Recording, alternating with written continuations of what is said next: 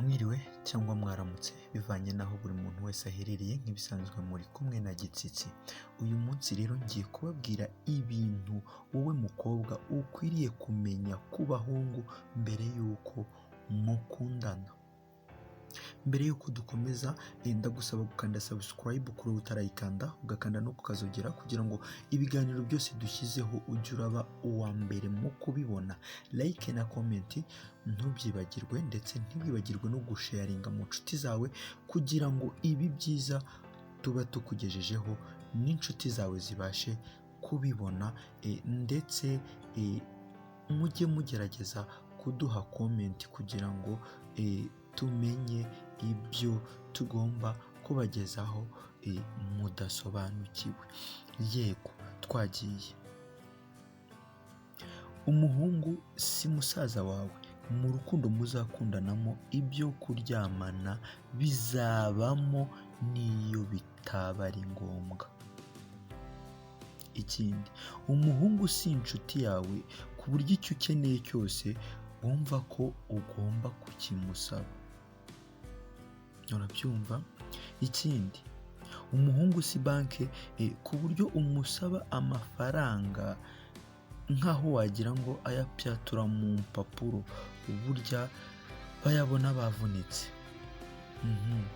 Ikindi, umuhungu ashobora kukwizeza ko byose bizagenda neza bitewe n'ukuntu yumva gukunda. Rero mubwire akujyane iwe uhamenye. Ikindi, umuhungu amafaranga yabona amanje kwiyuha kuya kenshi. Niwakira icyo aguhaye uzajya uzirikana ko nutitonda uzacyishyura. Yego, umuhungu afite inzira nyinshi zo kugera ku cyo yifuza. Nawe mukobwa ufite urugamba rukomeye rwo kumenya izo nzira kugira ngo niba utamushaka uzibloke hakiri kare. Ikindi, abahungu bakunda icyubahiro. Wa mukobwa we utazi guca bugufi imbere y'umugabo ngo umupfukamire umuhendahende, sha uzasazira iwanyu ndakurahiye pe. Wenda ikindi ari nacyo nsorezaho uyu munsi, umuhungu ashobora kwigira umukene kugira ngo akugerageze.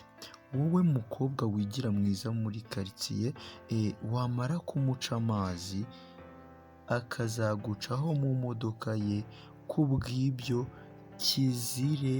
kiziririze kwirata kuwo utazi.